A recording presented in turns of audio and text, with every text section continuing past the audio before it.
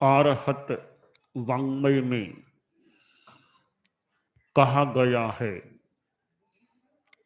अनेक चित्ते खलु अयम पुरुषे। यह पुरुष अनेक चित्तों वाला होता है। मनुष्य में भाव परिवर्तन भी हो जाता है। प्रातः काल कोई भाव था और मध्याह्न में दूसरा भाव हो सकता है। दो प्रकार के भाव हो जाते हैं, एक शुद्ध भाव और दूसरे अशुद्ध भाव, या शुभ भाव और अशुभ भाव। शुभ भाव भी अनेक प्रकार के होते हैं और अशुभ भाव भी अनेक रूप होते हैं। मोटा मोटी दो विभाग बन जाते हैं, शुभ या शुद्ध भाव और अशुभ या अशुद्ध भाव। भावों में परिवर्तन तो मान लें हो सकता है, पर अशुभ व अशुद्ध भावों से हमारा मन जितना बच सके वो अच्छा है, क्योंकि मन के अशुद्ध और अशुभ भावों से दुख प्राप्त होता है। शुभ व शुद्ध भावों से आदमी सुख को प्राप्त करता है। तो यह जो भीतर का भाव जगत है मोहनीय कर्म से ऐसा जुड़ा हुआ है। जब जब मोहनीय कर्म का प्रभाव होता है तब तब हमारे भाव अशुभ व अशुद्ध बन जाते हैं, और जब जब मोहनीय कर्म का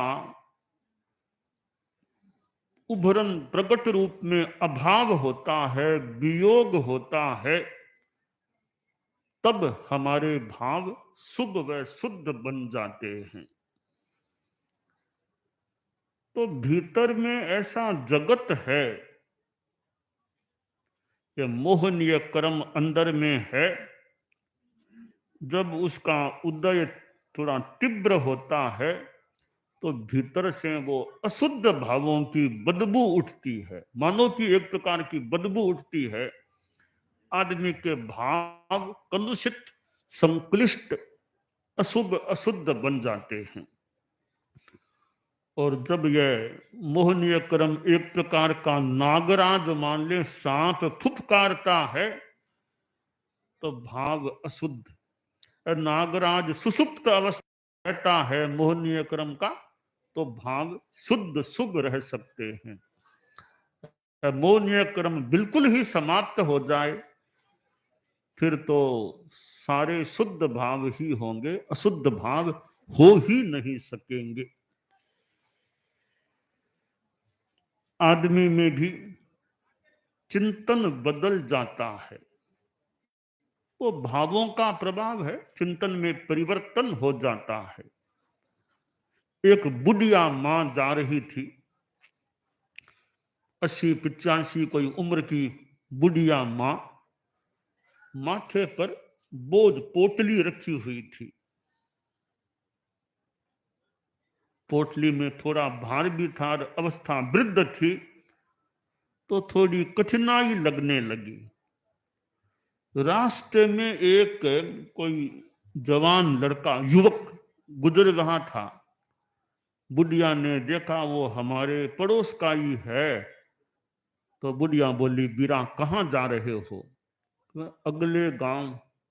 मुझे भी अगले गांव ही जाना है, तुम एक काम कर सको ना, तो ये मेरी पोटली तुम लेके आगे चलो, वहां आगे तुम रख देना किसी जगह पर, मैं धीरे धीरे चल के आऊंगी, तो किसी आदमी को संभला देना, मैं आगे आकर के ले लूंगी। थोड़ा मैं आराम से चल पाऊंगी।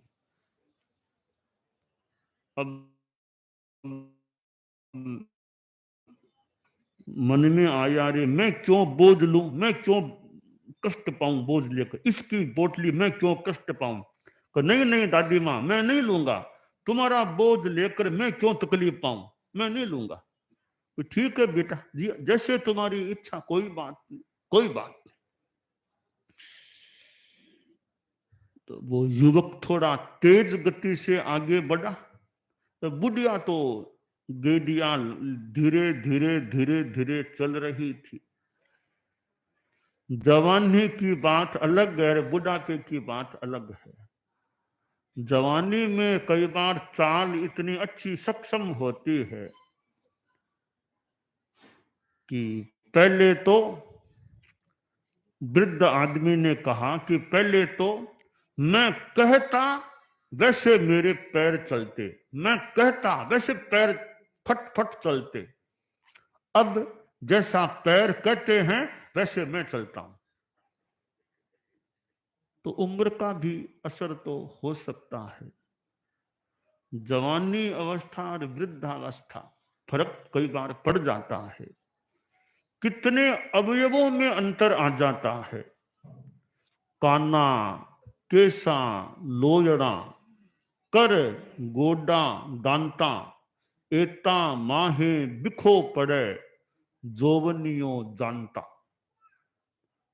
काना, केसा, लोयना, कर, गोडा, दांता, एता माहे बिखो पड़े, जोवनियो जानता। कान में उम्र अच्छी आ गई, बाद में कई बार श्रवण शक्ति कमजोर पड़ सकती है। जवानी में ठीक, फिर बाद में कमजोर पड़, सुनना ऊंचा शुरू हो गया। केस, अब जवानी में काले काले बाल होते हैं, अब 80-85 क्या पहले ही बाल सफेद हो जाते हैं। लोयना, आंखों की ज्योति, हालांकि आजकल तो बच्चों के भी चश्मे लग जाते हैं, कई बच्चों के चश्मे लग जाते हैं, पर बुढ़ा में तो बुढ़ापे में और भी संभावना कि ज्योति कम हो जाए है। कर, अब जवानी में जो ताकत होती है, इतना बोझ उठा लो, भारी चीज उठा लो। हमारे संत लोग झोली लाते हैं, 7-8 पात्रियां वो झोली उठा के ले आते हैं। जवानी में तो उठा सकते हैं, उम्र आने के बाद में भी अब तो बोझ इतना नहीं उठा पाऊंगा। तो हाथों में अंतर है। गोडा 18 किलोमीटर, 15 किलोमीटर, 14 किलोमीटर जो गोडे चलते, अब बाद में कहो अब 5 किलोमीटर भी चलना मुश्किल हो जाता है। तो गोडों में अंतर आ गया। दांता, जवानी में दांत ठीक है, बाद में दांत गिरने लग गए। हालांकि डेंटिस्ट के पास जाकर आजकल व्यवस्था कराई जा सकती है दांतों की, नई बत्ती सी लगवा ले कोई, वो तो ठीक है। कृत्रिम दांत है, नेचुरल दांत है, वो वृद्धावस्था में कई बार फिर वो नहीं टिकते इतने। तो यह जवानी का और बुढ़ापे का अंतर है। बुढ़ापो बैरी आय गयो, हंसता खिलता बितायो जो काल, बुढ़ापो बैरी आय गयो। तो जवानी में जो हंसते खिलते मौज मस्ती में रहते थे, अब बुढ़ापे में वो स्थिति नहीं भी रह सकती है। तो बुढ़िया माँ ने जो कहा लड़के को, उस युवक को, कि मेरी पोटली आगे ले चलो, लड़के ने मनाही कर दी कि मैं क्यों बोझ वहन करूं तुम्हारा। वो लड़का तेज गति से आगे गया, मन में आया, रे मैंने मनाही क्यों की, पोटली ले लेता, लेकर के चंपत हो जाता, हुआ जो कुछ था वो मुझे मिल जाता।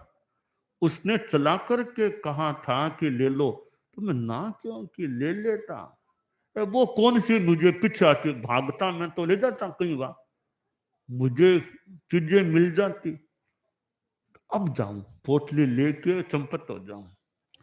वापिस आया, बोला बुढ़िया माँ ठीक है, पोटली मुझको दे दो, मैं ले चलता हूं। बुढ़िया भी कोई क्या समझदार थी कि बेटा अब तो नहीं दूंगी, कि बेटा अब तो नहीं दूंगी। कि क्यों मां, क्यों? क्या जो तुमको कह गया वो मुझको भी कह गया, अब नहीं दूंगी, तुम्हारी नियत में अब अंतर आ गई, अब नहीं दूंगी। तो भावों भावों में अंतर आ जाते, कब क्या भाव आ जाते हैं। अब राजा जा रहा था, देखा गन्ने के खेत हैं, और इतने गन्नों की खेती है, थोड़ी प्यास लग गई है, कोई प्यास, कुछ गन्ने का रस पी लूं। एक खेत में गया, सामान्य नागरिक का, राजा का वेश नहीं था, एक सामान्य नागरिक के वेश में था वो राजा। तो खेत में गया कि बुढ़िया थी, कि बुढ़िया माँ प्यास लगी है, आओ बीरा, आओ बताऊ, आओ बताऊ, बैठो, बिठाया कर ठंडे हो जाओ, पसीना पसीना पूछ लो। लो, अब वो बुढ़िया ने गन्ने का चरखी में वो गन्ना दे के रस निकाला, एक प्याला दिया राजा ने, जो राजा दिखने में नागरिक था, पिया, बहुत अच्छा लगा। फिर कहा मां अभी तो और प्यास है, कहा बेटा और पाऊंगी और पिलाऊंगी। इधर राजा ने सोचा कि इतनी गन्नों की खेती हो रही है, इन पर टैक्स कितना है। टैक्स तो फिर बातचीत की बुढ़िया से कि बुढ़िया माँ क्या टैक्स और की क्या स्थिति है। कि बीरा राजा जी बहुत दयालु हैं, हम किसानों पर बहुत दयालु हैं, हम खेती किसानों पर कोई खास टैक्स नहीं है, टैक्स कुछ नहीं है खास, आराम से खेती करते हैं, आराम से दूध दही खाते पीते हैं, या खेतों में आराम से शुद्ध हवा में रहते हैं, अच्छा हमारा स्वास्थ्य रहता है, खूब कोई तनाव नहीं, चिंता नहीं, आराम से रहते हैं। हमारे राजा जी ने कोई टैक्स नहीं लेते, लगभग नहीं जो ही है। राजा ने सोचा रे इतनी बढ़िया खेती, टैक्स कोई खास है नहीं, टैक्स तो लगाना चाहिए, राजस्व आएगा। अब जाऊंगा महल में, तब निर्णय कर दूंगा मीटिंग करके कि टैक्स लगना चाहिए। इधर वो बुढ़िया वो प्याले में वो गन्ने को रस निकाल रही थी, तो पहले बार वो एक गन्ने से पूरा प्याला भर गया, इस बार तो आधा ही भरा, एक गन्ने से आधा ही भर। तो बेटा ये पी, ओ निकाल रही हूं। इधर राजा ने सोचा रे इन पर टैक्स तो और ज्यादा करना है, और ज्यादा टैक्स लगाऊंगा, हमें राजस्व मिलेगा। अब फिर गन्ना दिया तो चौथा ही प्याला ही भरा। राजा ने सोचा ये क्या फर्क पड़ा है। राजा बोला बुढ़िया माँ पहली बार एक गन्ने से पूरा प्याला भर गया, दूसरी बार एक गन्ने से आधा ही भरा, तीसरी बार चौथा ही प्याला ही, इतना फर्क कैसे आ गया। तो बुढ़िया यहाँ समझदार कोई थी, बोली बीरा लगता है राजा जी की नियत में अंतर आ गया, अब राजा जी की नियत में अंतर आ गया, तब यह रस भी कम हो गया है। तो फिर राजा ने सोचा रे क्यों इन पर टैक्स लगाना, क्यों लगाना, बेचारे आराम से रहते हैं, क्यों, हमारा काम चलता ही है राज्य का, इनका है वैसा ही है, कोई टैक्स नहीं बढ़ाऊंगा, कुछ नहीं करूंगा। फिर वह गन्ना दिया, फिर पूरा प्याला भर गया। कि माँ अब क्या, अब राजा की नियत सुधर गई है, नियत सुधर गई तो प्याला पूरा भर गया है। तो वो राजा तो कह रहा था एक प्यालो और पाद बूढ़ी माई, एक प्यालो और मारी सारी प्यास बुझा दे बूढ़ी माँ, मारी सारी प्यास, एक प्यालो और पाद बूढ़ी। तो कभी राजा को प्यास लगी हुई थी, पर भावों में परिवर्तन, तो भावों में जो कहानी में जैसा है, राजा की नियत ज्यादा टैक्स की हुई तो गन्ने का रस भी कम हो गया, नियत वापिस के टैक्स नहीं बढ़ा, नहीं लगाऊंगा अब, और तो वापिस प्याला एक गन्ने से ही भर गया।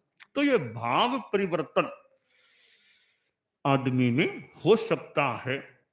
हम यह ध्यान रखें कि और तो भले भावों में, अच्छे भावों में भले कुछ परिवर्तन हो जाए, अशुद्ध भाव न आए, गलत भाव न आए।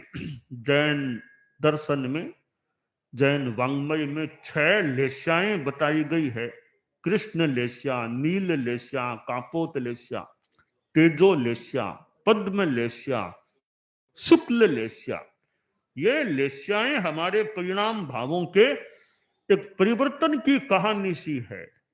कैसे परिणाम अशुभ हो सकते हैं और कैसे शुभ हो जाते हैं। कृष्ण लेस्या, नील लेस्या और कापोत लेस्या, ये तीनों अशुभ परिणामों की लेस्याएं हैं। और अगली 3 तेजह, पद्म, शुक्ल, ये शुभ परिणामों की लेस्याएं होती हैं। तो ये लेस्या परिणाम भाव, ये जितने आदमी के शुद्ध रहें तो पाप कर्मों के बंधन से बचाव, और ये अशुद्ध होते हैं तो पाप कर्मों का बंध हो जाता है, हो सकता है। तो ठीक है, शुभ योगों से पुण्य का बंध होता है, अशुभ से पाप का बंध होता है। शुभ योगों से निर्जरा भी होती है। निर्जरा और पुण्य, शुभ योग से 2 कार्य होते हैं। एक कार्य है पुण्य का बंध, दूसरा कार्य है कर्म की निर्जरा। शुभ योग की ये 2 मानो शाखाएं निकलती हैं, 2 कार्य। कारण एक, गहराई में जाएं तो कारण भी 2 हो सकते हैं। मोटा मोटी शुभ योग है, उससे निर्जरा भी होती है और शुभ योग से पुण्य का बंध भी होता है। प्रश्न हुआ कि पहले पुण्य का बंध होता है या पहले धर्म निर्जरा होती है। हमारे पुराने मुनि जी ने, संभवतः पुराने मुनि जी ने, बहुत पुराने मुनि जी ने कहा कि पहले पुण्य या पहले निर्जरा।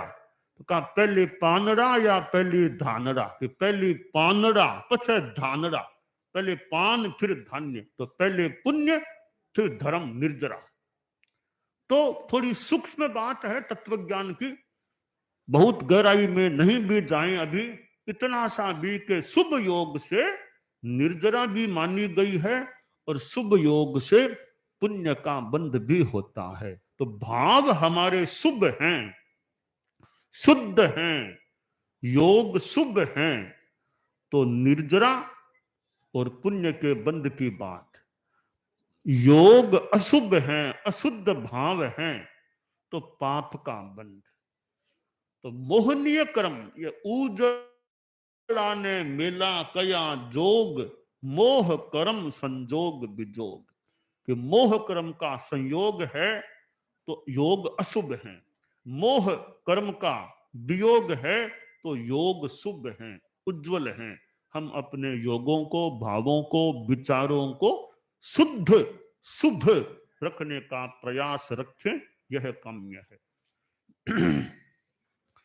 दानान शिठम अभय पयाणम सच्चे सुया अणवज्जं वयन्ति तवे सुया उत्तम बंभचेरम लोगुत्तमे समणेणाय पुत्र।